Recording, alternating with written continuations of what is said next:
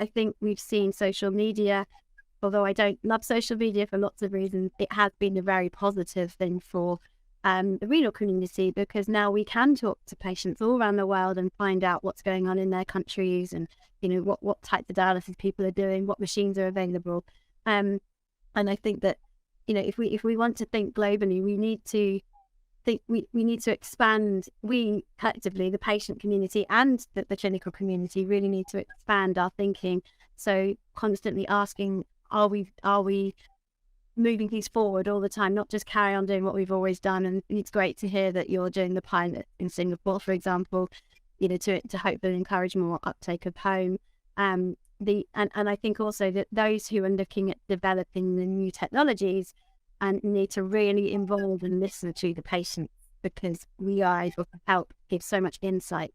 And from different places around the world where we have very different challenges, might be some countries where they don't have trouble with water, for example. So we need to find a way to reduce the water intake, or perhaps they have unreliable electricity supply, or bad weather, or remote locations.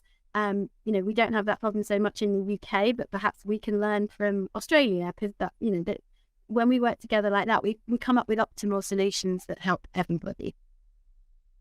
Yeah, I do think so. And Jasmine, what's your catch on that? Well, I think it's the sharing, the stories that the patients share with each other. I think those are very important. It's different from hearing it from the doctor or the nurse.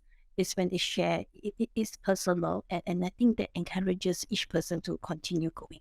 I have seen patients that were just newly diagnosed with kidney failure, and when I told them that they have to go on dialysis, you can see their faces like they lost all hope of living.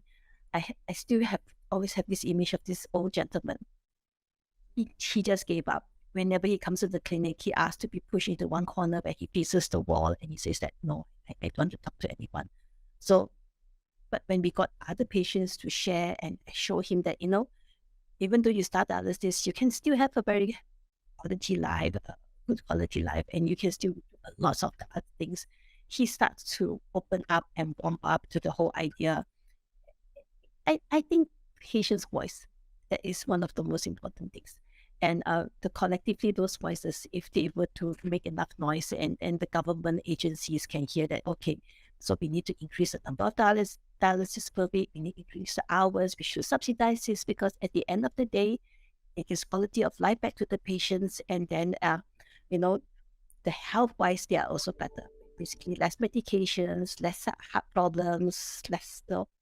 So it's a win-win for all.